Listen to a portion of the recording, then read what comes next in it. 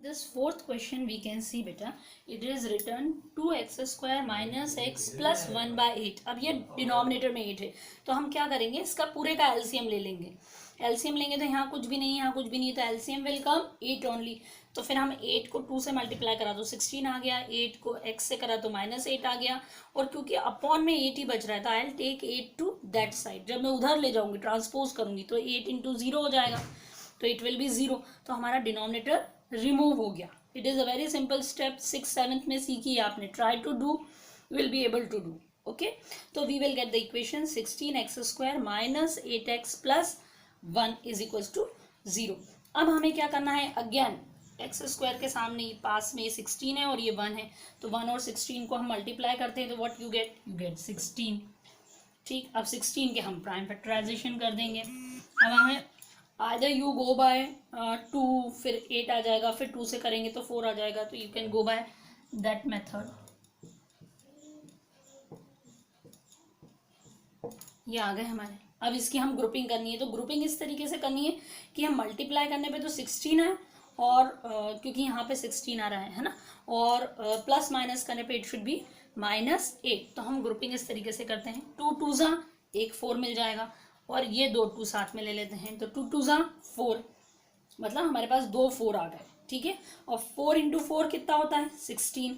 और अगर मैं -4 को -4 से ही प्लस करूं, -4 और -4 इन दोनों को ऐड करूं, तो मेरा आंसर क्या आएगा, -8 आएगा ना. -4 को प्लस करूं -4 से, तो आंसर क्या आ जाएगा, -8. तो -8 की जगह, इसकी जगह हम लिख देते हैं -4x और -4x, क्योंकि हमारी दोनों कंडीशन सेटिस्फाई कर रहे हैं.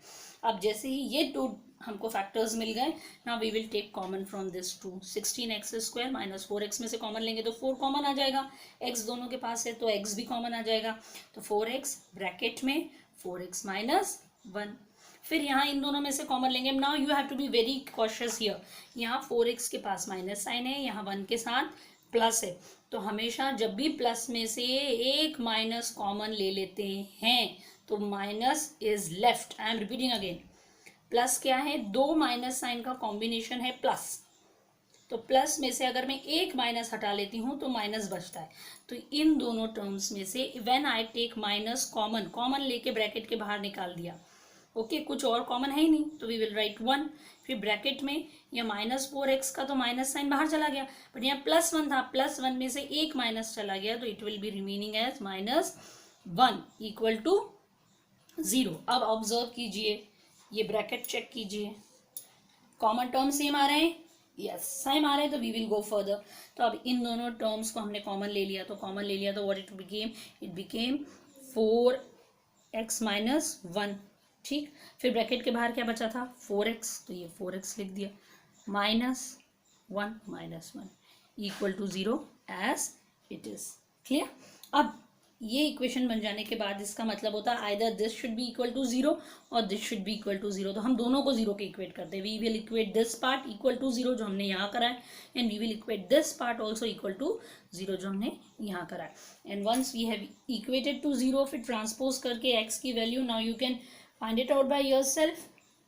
See, so we will get the two values of x. Clear?